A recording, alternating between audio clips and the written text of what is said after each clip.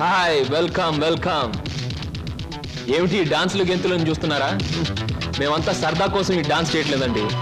విరాట మహారాజు నర్తనశాల చూసే వాళ్లకు నాట్యమందిరంలా కనపడవచ్చు, కానీ అదే పాండవులకు ఆశ్రయం ఇచ్చింది, పాపాత్మునైన కీచకుడిని పతనం చేసింది. ఇది అంతేనండి, ఎంతో మంది నిరుద్యోగులకు ఆశ్రయం, నిరుత్సాహమైన కీచకుడి పతనం. అందుకే దీని పేరు నర్తనశాల అని పెట్టాం.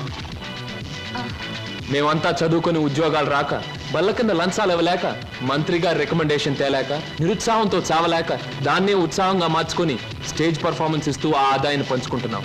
మీరు మా జాతి వాళ్ళే అని పసిగట్టి మిమ్మల్ని మా నర్తనశాలకు ఆహ్వానించాం. అంటే మీరు నాకు ఇస్తానన్న ఉద్యోగం ఇదా? అవునండి. మరి నాకు డాన్స్ రాదే? మా నర్తనశాలలో అడుగు పెట్టినప్పుడే మీకు సగం డాన్స్ వచ్చినట్టు. I'm the master, you are the student, we are the best. ఏమయ్యా సార్, ఈ రామాపురంలో భూములు అమ్మేస్తేనే బెటర్ అనుకుంటాను. మంచిది అనుకుంటే అలాగే చేయండి సార్. సార్, పొద్దుటి నుంచి అబ్బాయిగా నన్ను చంపేస్తున్నారండి. దేనికి? ఏదో ముఖ్యమైన విషయం మాట్లాడాలంట. అలాగే అడగమను.